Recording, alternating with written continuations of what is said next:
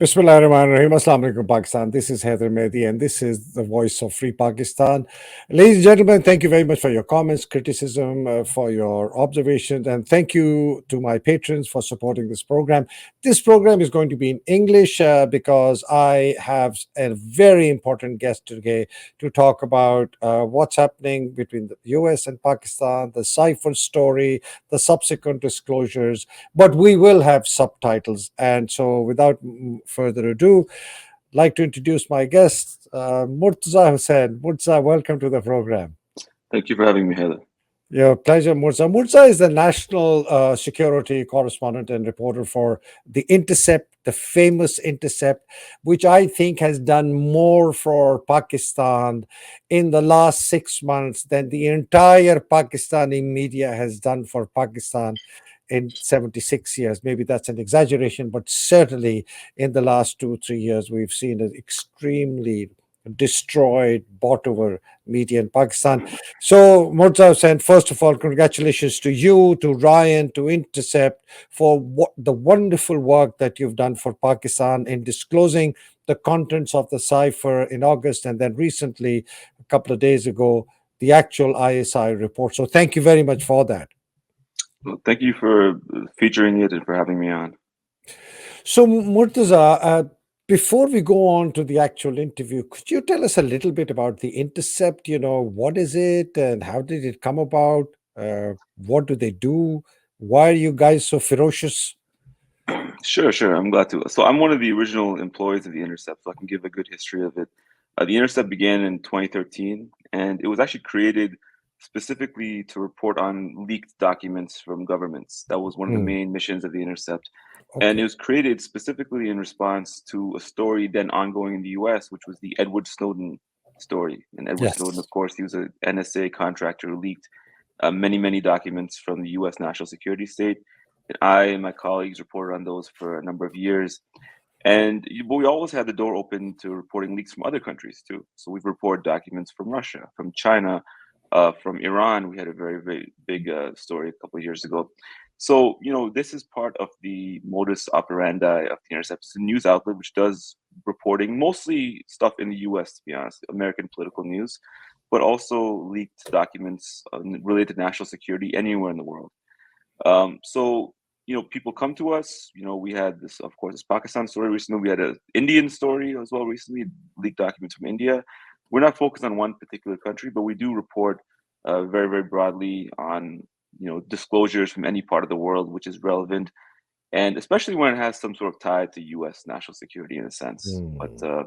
that's kind of the origins of the Intercept, and it's a relatively popular website, has millions of views a year, won many awards, a month, sorry, won many awards. And we continue doing the same reporting. And this Pakistan reporting we've done is very much in line with the reporting we've done on other countries and continue to do day by day. Okay, so that that gives us a better sense that you're really reporting on leaks worldwide and specifically which impact U.S. Foreign policy and security interests. I will tell members on my views here. If you are watching this program and if you are aware of what the Intercept has done for Pakistan by disclosing the cipher leak and the text of the entire cipher text in August 2022, and then just a couple of days ago, maybe 3 or 4 days ago, they actually disclosed another text which you're going to be talking about. And you really want them to support democracy fearlessly across the world in Pakistan. Please become a member. You can become a member by submitting your email, and you could actually make a donation to them. This is a completely unsolicited thing. Murtaza and I have not discussed this. I genuinely feel that you people need to be supported. So thank you very much, and let's move on towards the actual crux of the matter. Murtaza, you guys disclosed this event in August 9th, in which the entire text of the cipher, so-called cipher, was disclosed, in which Donald Lu actually literally threatens the ambassador, saying, if you do this, then you're okay. If you don't this, then you're going to be serious trouble. And uh, I found the last paragraph of Majid's summary much more disturbing. And he said, I have a very strong sense that everything Donald Lu was saying also had the approval or came from the White House. To me, that was just not Donald Lu. What do you say to that? Well, it's very interesting because it's very rare for a diplomat to issue a such a strident message to another country, very unambiguous. If you read the cipher text, which is on the Intercept website, and anyone can go read it, you can see it was very aggressive and hostile language used towards Pakistan, and very uncharacteristically, it got involved and expressed a very strong preference on the configuration of Pakistan's domestic politics. So that's very much overstepping normal diplomatic practice and how these conversations normally take place. So, from Mr. Majid's standpoint, he would assume that such a strong message would not be freelanced by Donald Lu. Diplomats, they talk with precision. That's the entire point of the job. You talk with great precision, you weigh every word. So for Donald Lu to come up on this on his own or to deliver a message that does not come from superiors or is not approved by them, be very, very unlikely in a diplomatic standpoint. So Majid concluded that this must be coming from the White House. We haven't seen leaks or documents from the White House. We always welcome those sort of disclosures, but his conclusion has a logic to it, and he's a professional diplomat. He's a diplomat for many, many years. So is Donald Lu as well too. So his interpretation of the conversation, I think, should be taken seriously. And we saw in the aftermath of this story being disclosed, the U.S. government did not actually deny that this conversation took place. Didn't deny the substance of the conversation. They just simply deflected a bit and said that whatever is in the text does not represent pressure, quote unquote. I think people can read the text themselves and determine if it does, if it's pressure from the U.S. on Pakistan. And certainly, my conclusion from reading it was clearly that it does. But more importantly, Majid's conclusion was that it does, was that it did. So I think that it's very interesting, that conversation. I think that my own perspective, I share the view that it must have been coming from higher in the administration and not simply from Donald Lu or even just from the State Department.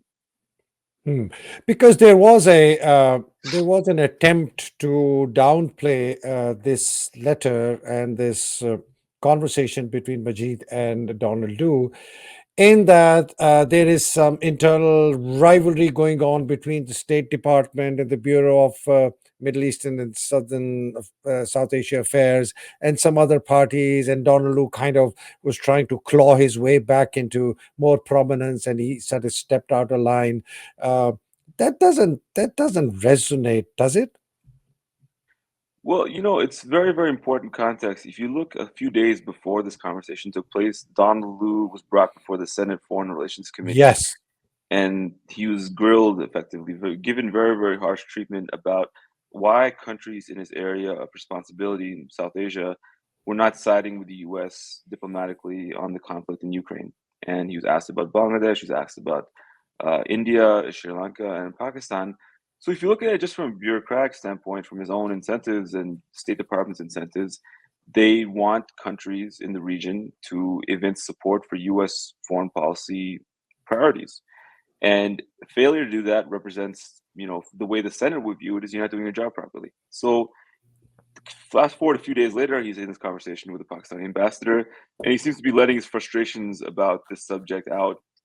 And of course, Imran Khan, when he was in power, he was very strident in his refusal to take a side in the Ukraine conflict. He didn't express himself diplomatically. He was very, bombastic in his way of expressing it. And you could say he was angry or he was confrontational about what he saw as pressure on Pakistan. So he wasn't very shy about his position. And it seems that this policy had antagonized the State Department, and they had come to view it, as per the text of the cipher, as a policy which was being devised and led by Khan himself. So if Mm. Khan was to be removed, then, as Don Lu put it verbatim in the text of the cipher, all would be forgiven vis-a-vis Pakistan and U.S. relations. So they really viewed it, Donald Lu viewed it as the issue. If you look at it from his perspective, I'm getting a very hard time in my job from the Senate. It's very, very serious downward pressures coming on me from higher echelons of the U.S. government. Mm. And can I push that pressure further down onto my Pakistani interlocutors? Mm. The seriousness with which they took this message seems to be evidenced by how quickly they reacted to remove Khan from power and to take steps which would administratively accomplish that. And I will add that I don't say that the entire removal of Imran Khan was simply because the U.S. government willed it. There's obviously an internal power struggle within Pakistan, which was going on Hmm. at that time, but the outcome of that was still uncertain. What the U.S. seems to have done is weighed in very, very strongly on one side of this power Hmm. struggle, and done so in a way which is so extreme and was so, unambiguous about their own preferences of Pakistani politics that stakeholders inside Pakistan could not help but take it into account. Very interesting. So, what is the other big unresolved question? The elephant in the room is who's your source and did you pay for it? And why did they come to you? Yeah, so for the second part of the question, we cannot pay any source. It would be very unethical and completely against our practices journalistically and professionally. So we would never do that, and we'd not do in this case, and we would never do it in the future. Of course, we welcome sources from anywhere in the world to reach out to us with information, with tips, with documents, and so forth. But we can't compensate people for that. They have to do it for some sense of their own, whatever rationale they have, political, moral, whatever else it is. That's the only sort of reason you can do it. So, who the source is, what we wrote in the story is true. In the cipher story, everything written there is true. It's someone from inside the Pakistani security establishment who was disillusioned with the unpopularity of the military as it's been developing since the removal of Imran Khan. Obviously, the military historically has been a pretty popular institution in Pakistan, but now they've come up against a politician who polls show is the most popular politician in Pakistan. And this split has antagonized many Pakistanis, people in Pakistan, in the diaspora, but also people evidently in the military itself, in the intelligence apparatus. There's clearly a lot of disillusion. And this impact of this disillusion, as the source put it, is impacting morale and the Pakistani security forces. It's impacting how the people, their relationship with society. So, all that is true. And, we don't go to people and solicit documents from them. Mhm. We just take what comes to us. So people come to us with a message and with information. We don't report the vast majority of things we get. Only when things can be verified, when we have great confidence, and when there's a public interest, we report. And that's what happened in this case. So Murtaza, I mean, without I know you, it was just a rhetorical question asking you what your source is. I know you would never disclose it, but could you tell us a bit about the methodology or the rigor that you employed in verifying the authenticity of the source and the documentation? Is that possible? I can't talk in great specifics about it because in doing so, it would potentially reveal some Sure. information about that.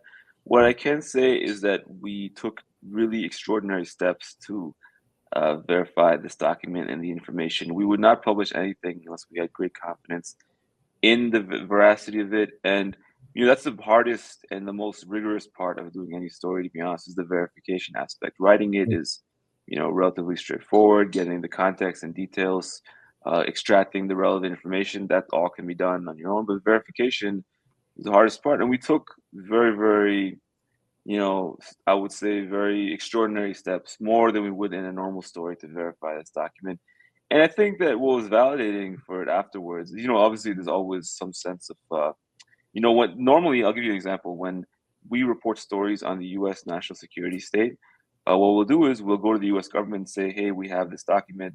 We are going to report it. Will you verify for us? And if you verify for us, we will give you the opportunity to know what we're writing, and you can express objections to certain Hmm. aspects of it if you think that there are things which are not in the public interest but could harm people. And with the Edward Snowden documents, that's what we did. There was a misconception that you know, our publication or others were like WikiLeaks and we're just dumping documents out there. That's not the case at all. We talked to the U.S. government quite a bit, and they didn't have a veto over what we reported, but they certainly had. They were stakeholders because the fact they gave us verification, we gave them the opportunity to tell us what should not be published, which is not in the public interest and could harm a source of them or could harm the public or something like that. In the case of Pakistan, we can't do that. The Pakistan government, we reached out to them. They didn't respond. They didn't want to engage in this back and forth quid pro quo, you could say, for cooperation for reporting, and that's pretty common for most governments. To be honest, the Iranian government doesn't work with us. The Chinese government doesn't work with us Hmm. because I guess we're a U.S. publication, and it's a different dynamic. So, in this case, we couldn't do that with the Pakistanis. So we had to operate on our own verification without them confirming it on their side. But what was good is, a few days after, Shabazz Sharif verified the document. He said the disclosure of the cipher was a great crime. That's the way he described it, referring to our story. So, that was the highest Hmm. level of verification we can ask Hmm. for the Hmm. prime minister himself to comment on the story thereafter and say, didn't like it, but said that, it did happen. So that's kind of the dynamics of how it works normally. And I encourage the Pakistani government, other governments in the future, when we reach out to them, you should talk to us. You should, get, confirm things. And if you do that, then you can also have a say in, knowing what the story is before it publishes and having at least a say and a stake in, the framing or the full details of a story as it comes out. It's very rare that we publish full documents, by the way, too, because we don't want to endanger people Hmm. unduly. We just want the information to be out there, only that which is useful to the public. Hmm. What's that, in this particular case, which were the specific departments, organizations, or ministries that you reached out to in Pakistan, in the US and within Pakistan? Typically, for any foreign government, we reach out to the U.S. Embassy and consulates in the U.S., and they would handle which department in the Okay. government it's most appropriate to be sent to. Mm. So you did reach out to the Pakistan embassy in DC, the ambassador or somebody there, and said, "Hey, this is what we have. Is there something that you want to say about it? Do you want to come back to us, etc.?" Yes, Every time every time. they will know about the story before it publishes at least 24 hours, if not more. Okay, so which means Ambassador Masood Khan, I'm just trying to kind of put context to this. Ambassador Masood Khan, the embassy in Washington did know about it. And clearly, if they did know about it, the Ministry of Foreign Affairs would know about it. And if the Ministry of Foreign Affairs knows about it, the government, the ISI, the military, everyone would be aware that you had this document, you have reached out, and you were looking for some validation, verification, or an answer, right? Am I correct in that? Absolutely, that's the case. They would know every single time, and and that's the case for the U.S. government, for the Iranian government, the Pakistani government. It's never a surprise per se until when it comes out. They have Mm. some lead time, and they can respond to us and communicate with us in that time. And that's always it would be dereliction of duty for us not to tell them beforehand. They need to have a chance to comment, and if they take the chance, then their comment will be included in the story for sure. Excellent. So, to date, has anyone responded with any response, or it's just silence, or it's just no comment, or it's just you guys are lying? Well, in the first story, obviously there was a huge response. It became a gigantic story. The prime Yes. minister at the time, exiting prime minister at the time, responded. There was significant, discussion of it in the high levels of Pakistani government. Mm. They didn't really call it fake. They kind of ignored. They didn't say it was real either, but they also sort of said verified implicitly that it was real by denouncing the fact that it had been leaked. But that was after you published it. What I'm saying is Well, before you reach before, no, there's no response. none at all, right? No, It was only after you published it that we had this furor, right? yeah, that's right. Mm. But before that, absolutely nothing. No, they don't respond. Wow, amazing. All right. So I think the two things that your source mentioned, which you do state in your article, is that they're using the death of the shaheeds to further their own political agenda. He's talking about the Pakistan Army, your source.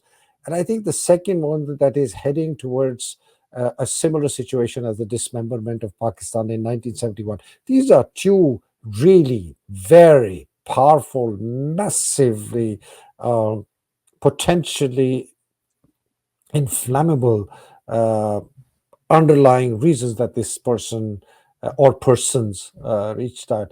Did it strike you as something significant when you read these two things about them?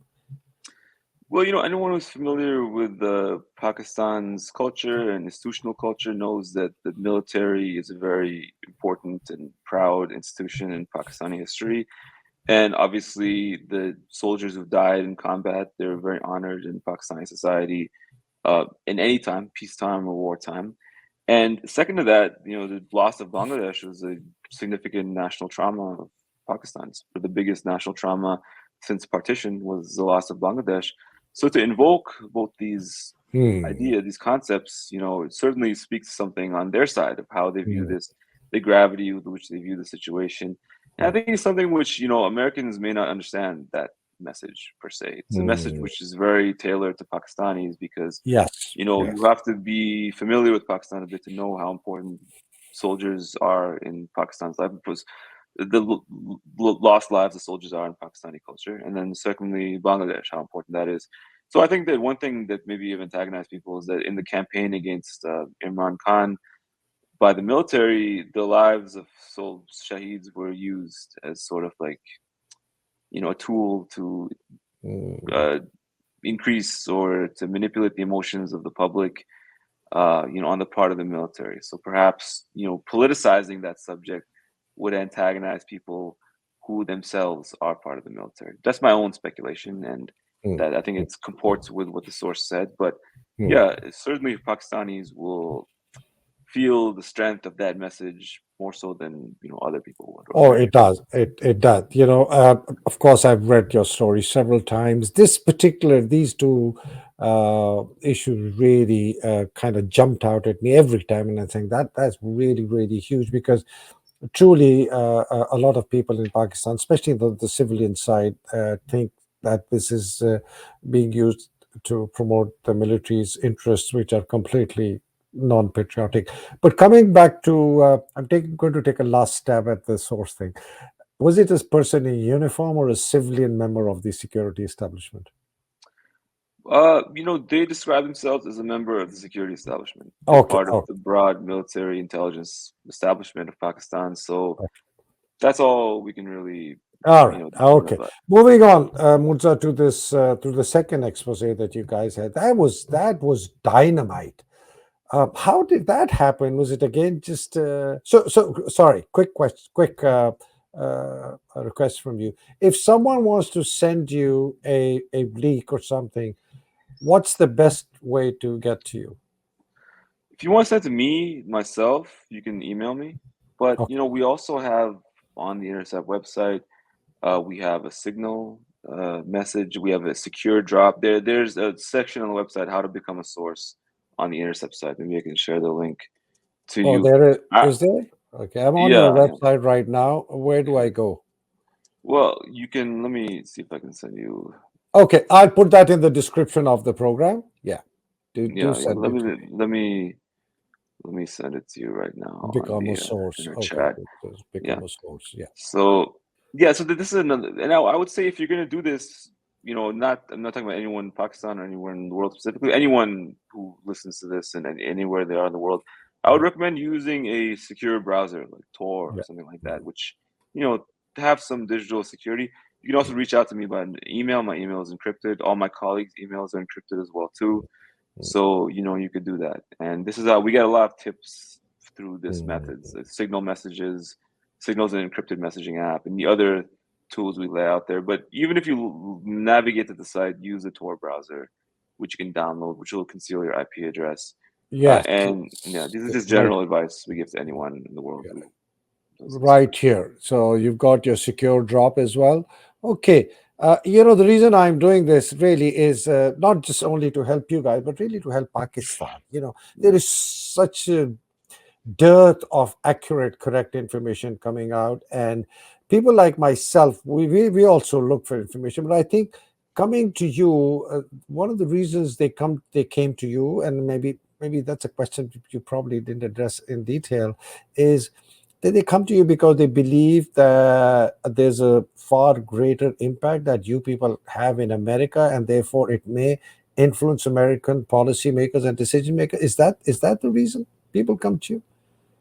I think that there's a number of reasons that could be a reason, but also I think there's not a lot of publications in the world who are actually able to do this kind of reporting.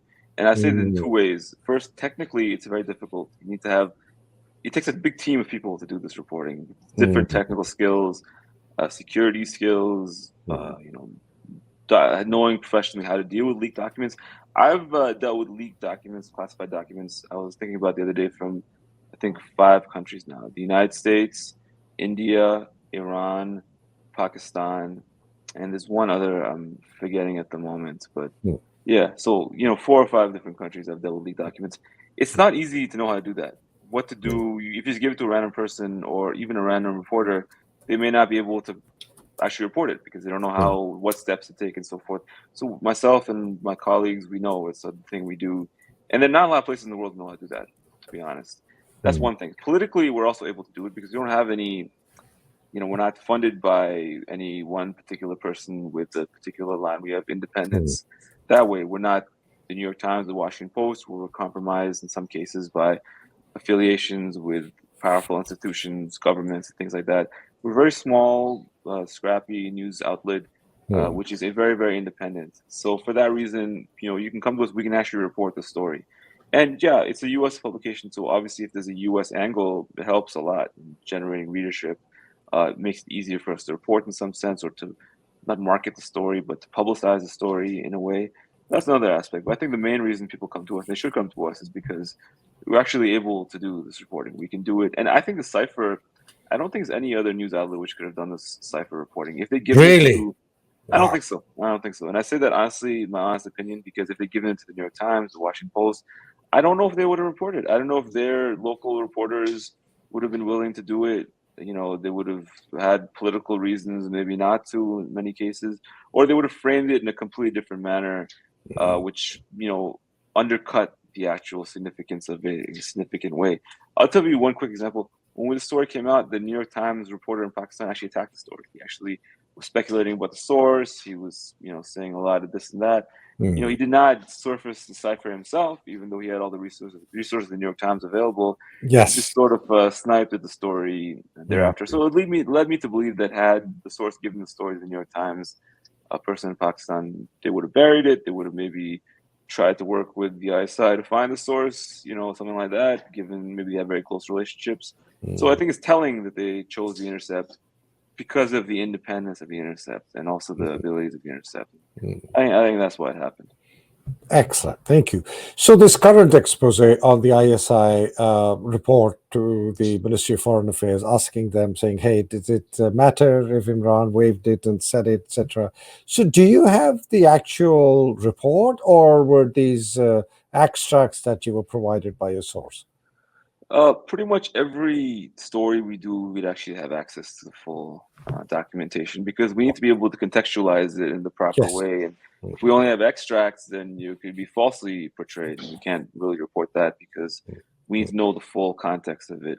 I will say for further context, we had a couple stories in between the story which also came out. One was about Indian raw assassinations of Yes. Sikh Yes. Sikh and Kashmiri activists inside Harjit Singh Pakistan. Najjar. Yes. Harjit Singh Najjar, yes, the Canadian Sikh activist was killed, and others with ties to Canada or ties to Pakistan, Sikhs were killed or believed to have been killed in recent years. That also leaked out from another totally separate branch of the Pakistani government. And we also had an Indian story which came out also about this issue of Hardeep Singh Nijjar, Mm. but that came out from the Indian side, India's Ministry of External Affairs. Oh, And then we wow. had and then we had the story from Pakistan, from this ISI document. So what I'll say generally is that obviously there are many many different agencies, spans, huge numbers of agencies. That ISI document is shared also very broadly within the Pakistani government. And further, just for context, Western intelligence agencies have penetrated clearly many aspects of India's communications in recent years. That you see all the leaks coming out about this Hardeep Singh Nijjar case and the other case in New York.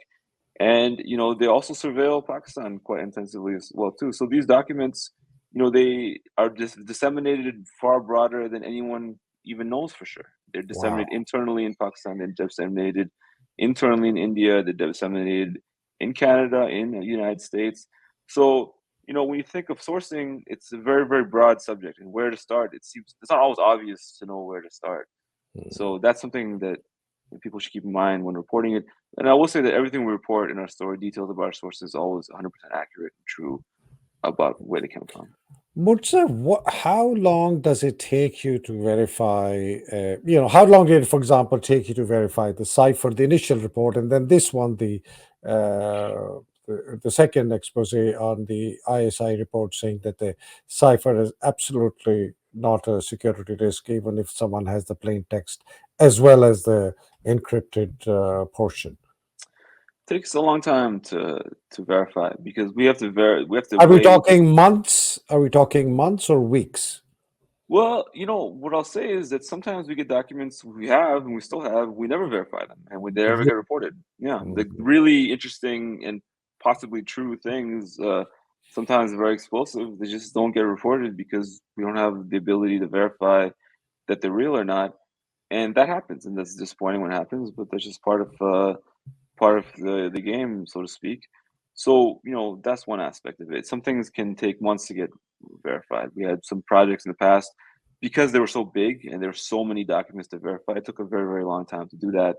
And some of them, I'll say as a rule, the shorter and less information there is, usually it's a bit easier to verify. You can do that in many ways. You can do that through technical means, through digital means, through forensic means. You can have sources who can verify it for you. It all depends, but I think every case is a bit context specific and multiple variables. Yeah. Mhm. What's that coming to the last part of the question? Thank you so much. That really, really adds a lot of context to the story because I think it's really this behind the scenes and how you guys work and what you do and why people come to you and why you do this work is more important for people to know so that they can understand, that there are no motives, underlying motives that you guys do it other than the truth. Seeking the truth, and that's why no corporate advertiser would come to you and put their advertising on your intercept. Um, so Asim's current visit, he's been there now maybe 10 or 11 days. And what do you make of it? It's very interesting because it's not totally clear what the agenda is for the visit. Or certainly, whatever has been disclosed publicly is very high level, and you could say vague. I think that if you look at the pattern of Pakistani history, Pakistan has always tried to, especially the military, has always tried to make itself strategically useful to the United States. And during the Cold War, they knew how to do that. During the War on Terror, they knew how to do that.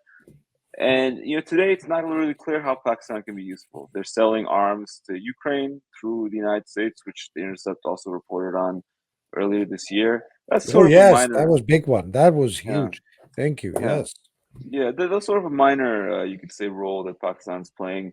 So I do wonder how, what Asim Munir discussed with his counterparts because, it's not Pakistan. I'll give you just my perspective. Pakistan's not discussed a lot in the U.S. at the moment in D.C. It's not really on anyone's agenda. It's not considered to be important or, you know, prominent in U.S. policymakers' discussions. It's sort of, they're focused on, they have other fish to fry. They're in Eastern Europe. They're worried about China. They're dealing with Israel and Gaza. Pakistan does not fit in anywhere here. And they're a bit, tired of Pakistan. They feel that just doesn't, never makes any progress, economically stagnant. Its economy is a bit parasitic on, infusions of external cash. It's not very popular, I would say, at the moment in the U.S. and policymaking circles. So, ask someone here to go to U.S. At the same time, though, they must see some reason that they want to talk to him. There must be some Mm, reason that mm, they're asking for. So, I will wait to see what developments, emerge in the horizon. And I think one, thing which could be the case is that Pakistan obviously developed a very close relationship with China in recent years. U.S.-China competition is becoming more and more acute with every passing month. Yesterday, 2 days ago, it was reported that Xi Jinping told Joe Biden he plans to take back Taiwan. He mm, prefers to do it peacefully, but maybe not. So mm, how Pakistan fits into that could be very important. And despite all Pakistan's dysfunctions, it's still, by some measures, the sixth biggest military in the world. It's a very, very overdeveloped military industrial complex. Could be useful in some scenarios. And from Pakistan's perspective, to balance its relationship with China with a relationship with the US, it's probably very, very important because to be boxed in on one side in a future conflict between China and the U.S. Could have very, very negative, consequences for Pakistan. So, I can't really speculate because I don't know. I have any evidence or any documentation to show otherwise. But I think they're probably discussing how Pakistan could be useful to the U.S. given the U.S.'s emerging challenges. Do you think that's a sustainable objective that the US is looking for in it, trying to woo Pakistan away from China and expect it to side with them in a future economic or some kind of conflict? I think it's not a very realistic goal on the part of the U.S. because obviously Pakistan is very close to China, the neighbor of China. They have a relationship with China, and they have close military and strategic cooperation with China as well too. But China is not such a great partner for Pakistan on one hand. Mm, Their economic investments are very parasitic in many ways. By many people's accounts, they don't seem to have you know yeah, many shortcomings. They don't seem to have the same sort of close relationship that Pakistan would like to enjoy with China. I'm sure China is the hesitant party in this case, for the most part. They have no reason to be so close to Pakistan as Pakistan would like. mm, So mm, I think that more likely, better goal for both sides is to have a balanced relationship. Pakistan should not mm, be wedded to one camp either way. If they're stuck mm, with China, China doesn't have many allies. If you look at it this way, they have very, very few allies. mm, U.S., for all its faults, has many, many allies. So Pakistan should try, I would imagine, to try to be on the U.S.'s good side and also China's good side as much as possible. And if there's a conflict, to take as neutral and as mutually balanced position as it can to avoid being taking the brunt of the other side's anger. Murza, I would love to have another conversation with you on specifically this subject of the balanced relationship and specifically on what that would look like. But for now, my last question for you. You've seen many Pakistan army chiefs visiting the US and you've seen this guy. Would you classify this visit as successful, unsuccessful? Were there great symbolism of honoring this guy, or was he just kind of brushed under the carpet? Well, it's a bit strange in some ways because he's not the head of state of Pakistan, at least on paper.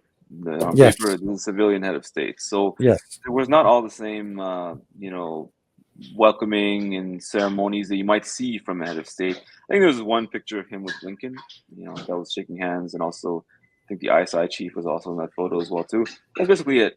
And the visit was not discussed at all in the U.S. There was pretty much no news coverage. There was no acknowledgement of it. There was no public recognition or consciousness that he was here. Contrast that with when Modi came to U.S., there was a Or gigantic Bajwa. Instead budget. of comparing it with Modi, I mean, comparing it with Bajwa, who's also an army chief. Right, right. Yeah. Much more recognition. So I think it's emblematic of Pakistan's decreased centrality to U.S. concerns Mm, post Afghanistan as well too. So I think that that's aspect of it. Also, Pakistan's elections coming up, and you mm, know, and also one last thing too. One other aspect of it, and it cannot be ignored, is that Imran Khan is very, very popular in the Pakistani American diaspora. He's mm, extremely popular. So to give a huge welcome to Asa Munir, it would be very polarizing. And I'm not mm, saying that Pakistani Americans are a huge voting bloc, but mm, they're disproportionately well off and they're vocal and they're educated. And if they were to see the US government seemingly slighting their preferred candidate who's in jail at the behest of the army chief, it mm, could cause a headache for the US that they would not want to have otherwise. They're not willing to or able to embrace Asa Munir, even if they wanted to, because there are political considerations domestically in the US. So I think all those factors lay behind a relatively muted reception. And was it successful or not? It's hard to say because we don't know what was discussed behind closed doors. No one's mm, shared the information. But I would mm. say, from a public relations standpoint, I would not characterize it as a great event in U.S. Pakistani relations. Well, so thank you very much. I think the biggest message I heard coming out from you, other than how you do your stuff, is really that we're nowhere near on top of the interest ladder as far as the US is concerned. We're just an irritant on the side that it doesn't go away. It's a fly that keeps buzzing in, and they swat it away. Is that kind of a in symbolism? Is this something that also resonates with you? Well, I don't want to characterize it that way because obviously Pakistan is an important country in its own terms for the 250 million Mm. people who live there, has a lot of potential. There are a lot of Oh, yes, things we to know that, but I'm develop. just saying from the Yeah. US's perspective. Yeah, I would say that they view Pakistan as kind of a problem which does not go away, and they would like, I think, Pakistan to do well. They would like Pakistan to develop economically, to be peaceful and stable. They don't want to destabilize Pakistan because it would create a big problem for them as well too. Um, but I don't think that the political economy of Pakistan is optimized to do that at the moment. That's the Mm. problem, and I don't see any change of that on the horizon until this, kind of warped, elite-driven, military-controlled economy isn't liberalized, so the people of Pakistan can actually act on their own. It will remain sort of irritant, and it will be treated in a manner which is far, far junior to India by people in DC, as we're seeing today. But are Pakistani 5 millimeter, 155 millimeter howitzer shells finding their way to Gaza in the Israeli arsenal? I've seen some reporting about that in Indian press. I don't see any evidence of that. The Indian reports seem to be very poorly substantiated. I would say they're almost like psychological warfare. Like Hmm. that's the purpose of those reports. I don't put a lot of credence in them, at least what I've seen so far. So I wouldn't necessarily say that. When Pakistan sells arms, there are end user contracts. So, an end user contract, something specifies who should actually use the weapons that are being sold. Ultimately, I haven't seen any documents saying that the end user would be Israel. Um, Likewise, though, when they're selling it brokered to the US, we don't know what the US does with them. That's also an aspect of it. So, I would say that, when you have a very opaque government, people will start speculating about these things, and then you can't prove it or disprove it one way or another. If you believe it's happening, you may continue believing that, and until someone provides evidence. Otherwise, if someone has evidence, I'd love to see it, but I haven't seen anything at this time. Morza, thank you very much. Do I have can I take you up on your offer on the balancing of the China Pakistan relationship in the next few weeks sometimes? Anytime you like to talk either, I'm glad to talk. I really enjoyed the Lovely, conversation. Morza. Thank you very much. Ladies and gentlemen, this was Murtaza Hussain from The Intercept. Please support The Intercept. This is one media outlet in the US where your voice will be heard. And I have this uh, banner at the end which says if you want to share leak stories, please don't spam them with useless information, only if it is accurate, verifiable. Please send them these documents to The Intercept so that your voice and the voice of free Pakistan can be heard across the world. Murtaza Hussain, thank you very much for being there. Inshallah, we will meet again. Pakistan Zindabad, Pakistan Payindabad. Thank you, Murtaza. Khuda Hafiz. Cool. Thank you.